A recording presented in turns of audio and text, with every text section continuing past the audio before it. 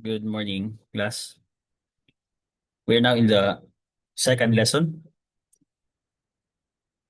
in physical geography. The first one concerned what is geography, where we talked about um, popular definitions of geography and contrasted that with what the nature and scope of geography really is, okay, as a discipline. It's not just about memorization of maps, diba? But it's instead talking about how social problems, for example, are situated spatially. We talked about the problems concerned with globalization, territoriality. Yeah, that's all for lesson one under what is geography. Now we're in lesson number two, and it's titled Roots of Geography. And if you've noticed, we're still drawing from this book written by Arnold Holt Jensen titled Geography, History, and Concepts in its fifth edition. This lesson, or, this lesson titled Roots of Geography is composed of 5 parts. And in this lecture, I'll simply discuss the first and the second one. The third to the last sections will be tackled in a subsequent video recording. So we'll talk about geography in the ancient world, its origins in the Greco-Roman world, and then how it shape-shifted, how it changed during the Middle Ages and the Renaissance. Those are the two sections under Roots of Geography that we'll be tackling in this video. All right. Now, long before the term geography came to be, we always already had questions that relate to geography. For example, um, even the nomads, for example, those who had no permanent address, di ba? Those hunter and gatherers, katong mga nagibahag, they already raised questions like, where am I? Why is it like this? Or who lives beyond that horizon? These are primal questions, meaning they're very basic questions. And in a sense, they're already relevant to place, space, di ba? And in a sense, they're already geographical. But um, it took a while before geography as an institution eventually developed, no, systematically. And the field of geography traces its roots actually from a historian, the first historian, the father of history, and we know him to be Herodotus, di ba? If you're familiar with Herodotus, um, he is different from the poets, no, of Greece, where Homer and Hesiod, in that whereas Homer and Hesiod predominantly talked about myths, no, to explain physical phenomena, Herodotus tried to explain phenomena historically, talked about events, historical events. Although this is not to say that Herodotus no longer talks about myths, nagyapoy myths, but at least more predominantly historical jud ang kay Herodotus instead of mythological. But nganong nag-iskot man tang Herodotus when this is geography?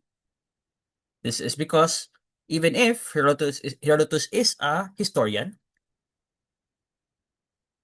his particular manner or way of talking about history made him one of the founders of geography. Why? Because when he talks about wars, no, mga gira, he always talks about wars as happening somewhere. Diba? Wars do not just happen in a slice of time. They always happen in a geographic context, no, in some place. Wars happen somewhere, and when he talks about cultures, he particularly focuses on how cultures arise from somewhere. No, there are environmental conditions that factor in into the emergence of a culture. And this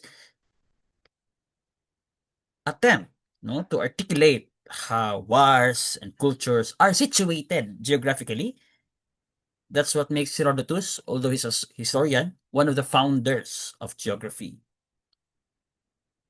Right. Eventually, Aristotle was the student of Plato, eventually made an attempt, no, to articulate the shape of the world. Ang purma. Ang sa purma sa kalibutan? Is the world flat or is it more like spherical? Huh? Now, Aristotle, being an empiricist, unlike his teacher was Plato, he was keen on observation. And he observed, for example, when we look at shadows, we look at the movement of the stars and how ships vanish, di ba? How first beyond the horizon. If we look at how, di ba, if you look at the ships who move away from the shore, slowly mawala siya from view, right? And that indicates that the sea is not flat, di ba? That indicates that the sea is somehow curved. It's yeah, if it's curved, if mo nang i-kumplito, it becomes spherical. So Aristotle was among the first of those who argued that actually the earth is not flat, the earth is spherical. And so if you hear the oversimplification bitaw nga, what makes Magellan interesting was how he was the first to discover that the earth is round. Actually, that's very, very wrong. That's incorrect. 16th century na to si Magellan. Aristotle already knew that the earth is spherical way, way ahead. Nung sa Greek pa na period. For the rise of the Roman Empire. Before the, ano. So, hibaw na tandaan that the earth is round, spherical, long before Magellan. Unsa man yung contribution ni Magellan? It's not that he was the first to discover that the earth is spherical.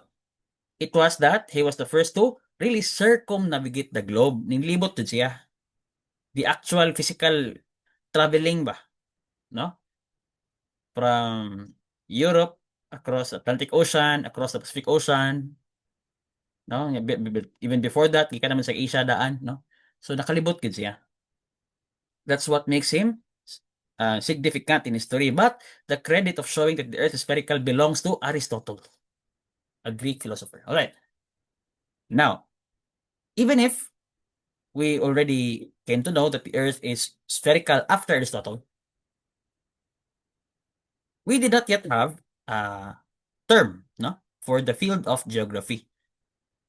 The field of geography only got its name in the museum in Alexandria, no, where geography is split into, where the term geography comes from the word geo, which means earth, and graphene, which means to draw. No, graphene to draw, geo is earth. So meaning to draw the earth is the field which attempts to draw the earth. So the scholars, no, in the museum in Alexandria created the coordinates of the earth. And if nanay coordinates ang earth, then slowly it becomes easier to calculate, for example, distances, di ba? So that's a very significant advance. That's the contribution of the people at the scholars at the Museum of Alexandria. Now, in this very museum, one scholar by the name of Eratosthenes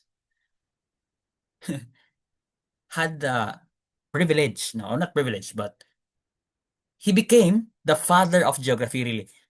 Yes, Herodotus, Aristotle, and other people had contributions to geography, but they were not labeled or they were not given the credit of being the father of geographies. It is Eratosthenes, one of the scholars in the Museum of Alexandria. Why? Nga naman. What's the very important contribution of Eratosthenes that made him the father of geography? he noticed something. He noticed that, by the way, he's in Alexandria, di ba?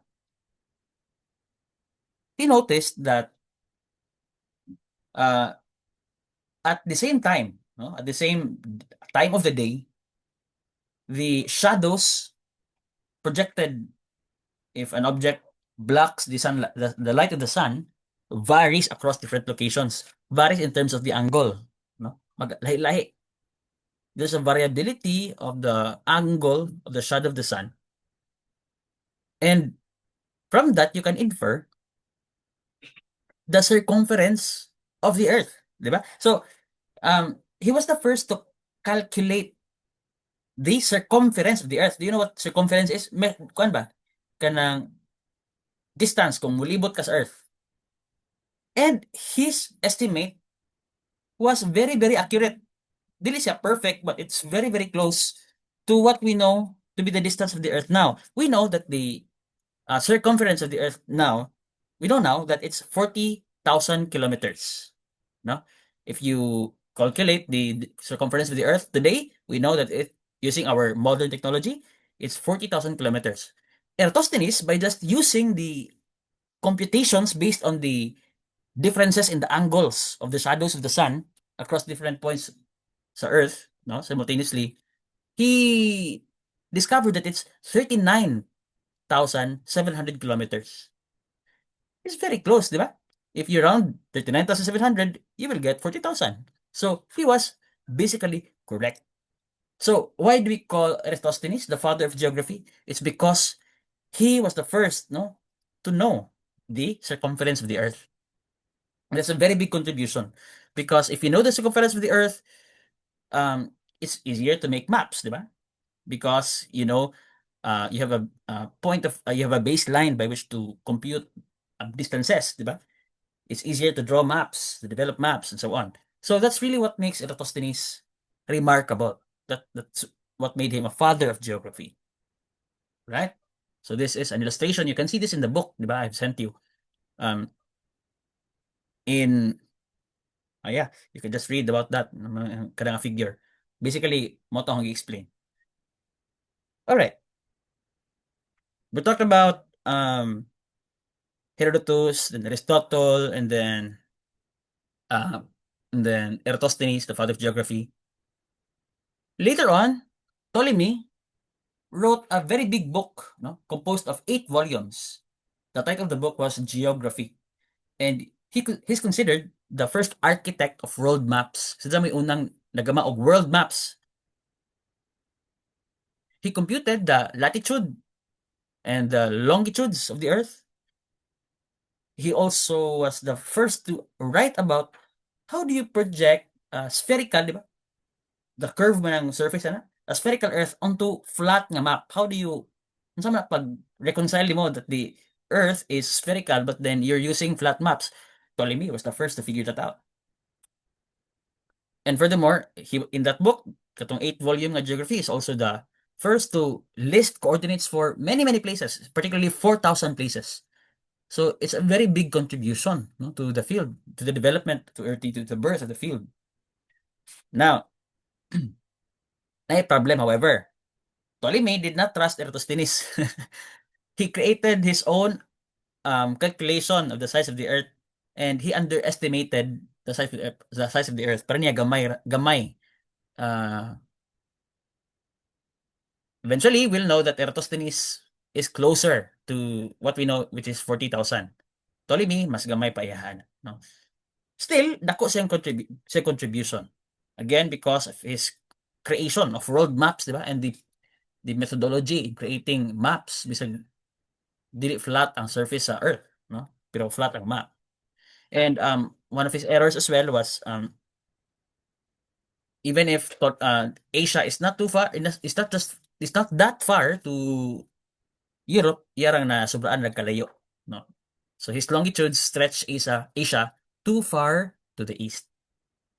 But still, he's a foundational figure because of those contributions.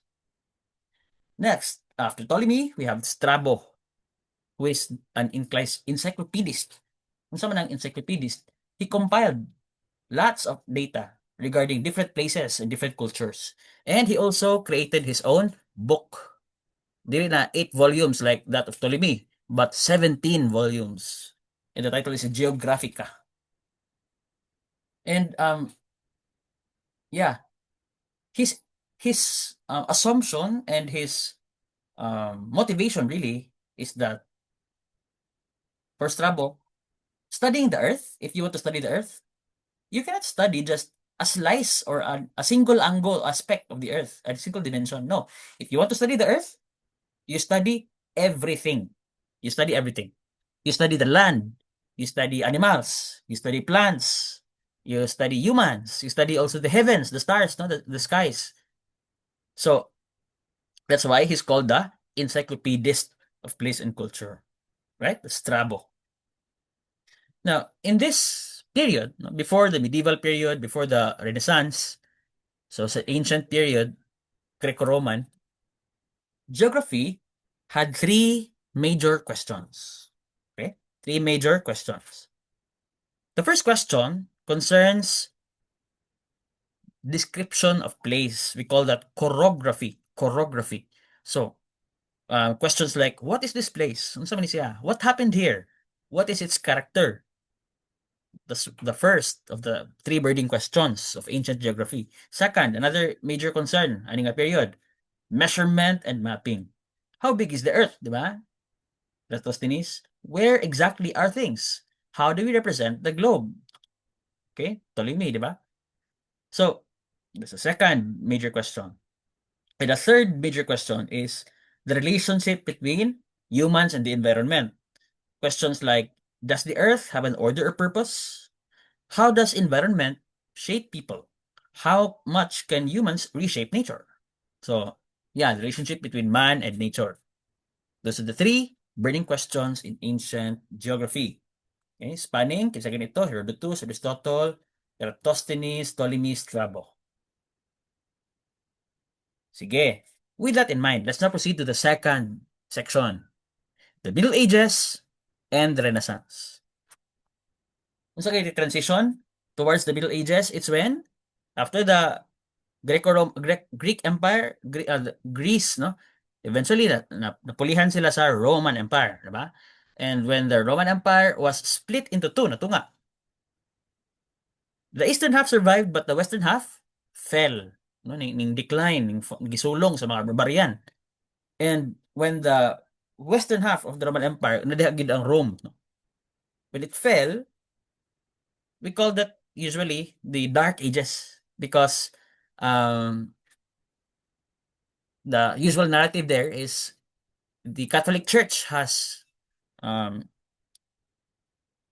subverted, no, Greek the culture of the Roman Empire, such that the love of learning, secular learning, declined. So they say it's the slumber of Europe, natug ang Europe, no, intellectually, culturally. So it's in this period nga wala kay interest ang mga tao sa geography. That's when geography migrates from Europe ningbalhin to the where? To the Arabic world, to the Arabs, no? Sa Islamic world dito sa Asia. So tungod kinatug man ang Europe, geography did not develop in Europe. It transferred to the Arabic world, no? To the Islamic world. And this brings us to four major Islamic thinkers, no, who contributed a lot to geography. The first one is Al-Muqaddasi. Al-Muqaddasi. And his contention was that if you want to do geography, you cannot rely on secondary sources, meaning kanang imong hearsay lang, kanang imong nadungog-dungog. Instead, you must do field work. You must go to the place. You cannot write down the geography about that place or information about that place if you do not personally observe that information. Now, Ibn Battuta. Si Ibn Battuta pod, he's very important because he traveled across the globe from Africa to China and even below the equator. Now, what's the importance of that? The significance of that is si Aristotle Manggod, Aristotle said that sa equator na ako na gituwag og torrid zone. What's a torrid zone? It's a patch of space no sa Earth kuno kanang naa sa equator dapit that is too hot. It's burning hot for life. Init ra kaayo. But Ibn Battuta, what did he do? Iyang gidong equator. And what did he show? That Aristotle was wrong. That the equator is actually not too hot nga impossible for life. Yes, hot ang equator, but it's not too hot for life to thrive. Possible gyud ang life. In fact, many countries are um, lie sa equator, right? So that's the contribution of Ibn Battuta. No? He shows that the equator pwede din nagpuyan. Next, Al-Idrisi. So may contribution ni Al-Idrisi. The Greeks had this idea that lima kuno kabuok ang climactic zones sa Earth. We call that the five climactic zone model or myth. Nga sa tunga na mo lang itong torrid zone but napay upat more na duha ka temperate zones o duha ka cold nga zones. So five tanan, right?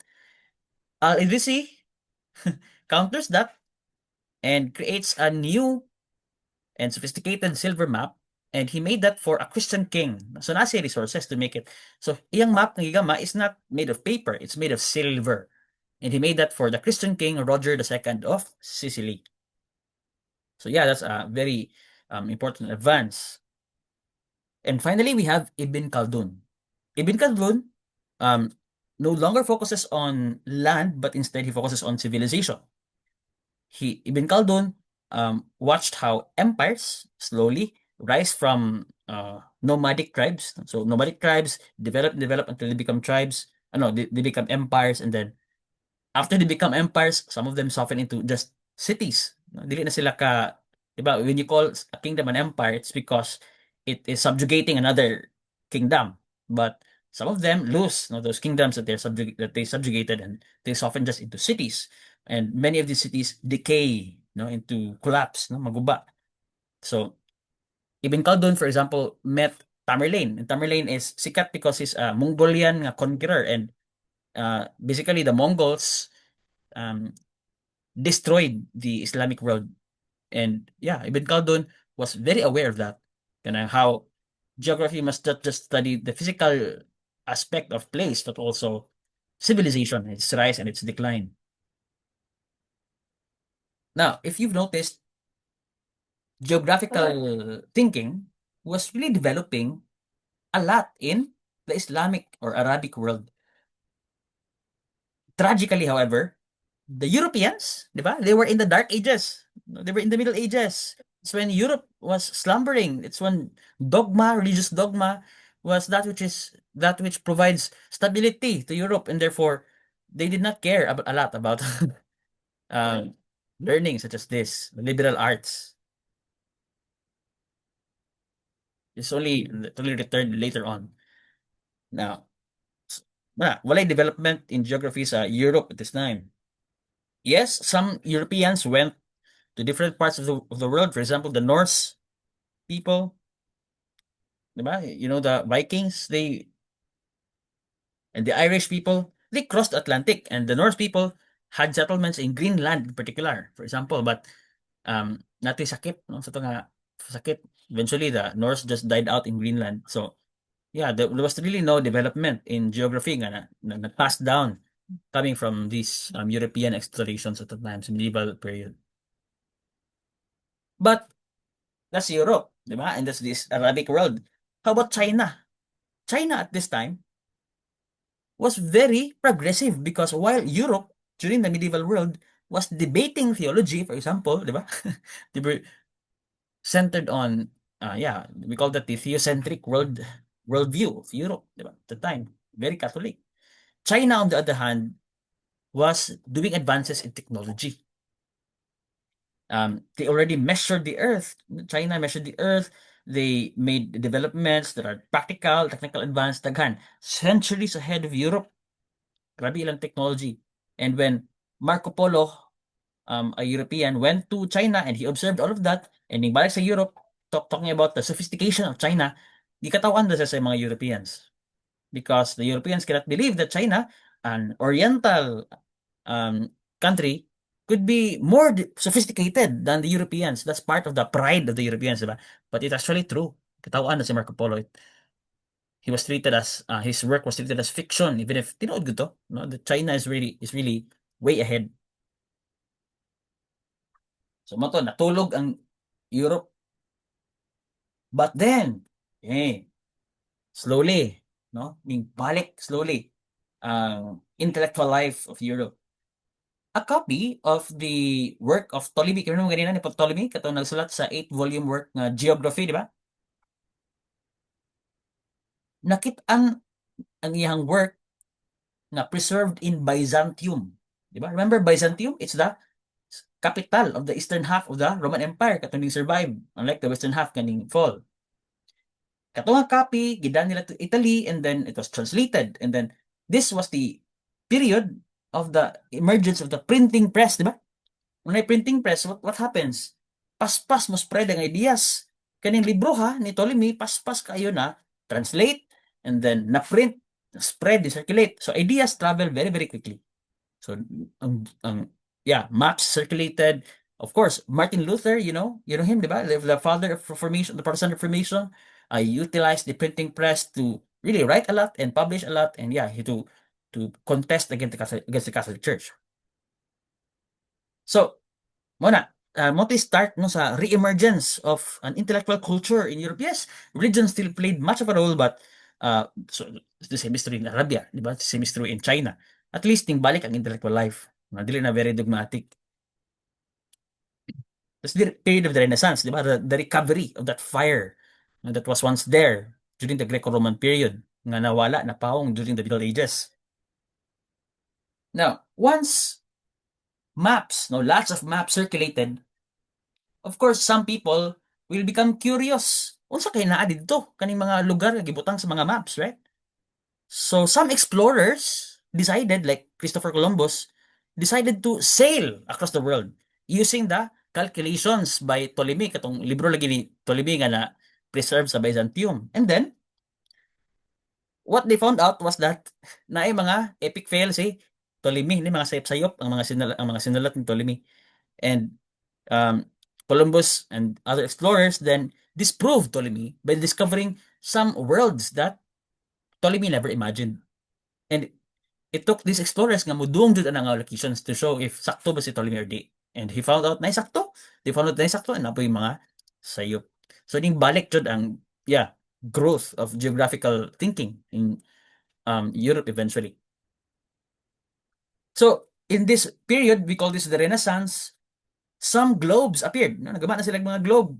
Okay, magdaka na explorer. And then, new projections, we call that the Mercator projection of the kind of world map na siya was created by 1569. And maps redraw reality. Now, with that context in mind, nga sige nag-explore ang mga tao sa kalibutan, no? Nila Columbus, nila Magellan, and so on. What eventually changed was geography no longer was simply a discipline which studies or which describes place. Geography becomes power. Why? Take note. If you are sophisticated sa imong geography, then you can navigate the world well. Di ba? Makapada kag mga ships anywhere. And that means you know how to trade. Kinsa mo you know people who are potential business partners, di ba? Maka-trade ka dito. And di ba, remember, this is the world where the economic system is mercantilist. Mercantilism nga, padaghanay gold, di ba? So if there's trade, no? Musod ang mga gold sa country sa Europe, ning grow, for example, ang Amsterdam, ang sa kanang Spain o Portugal, yes, they were the first sa age of exploration nga ningkatag sa kalibutan. Example, Spain kuha niya ang Mexico and Philippines, but eventually napulihan sila sa Britain, di ba? Sa UK. Okay?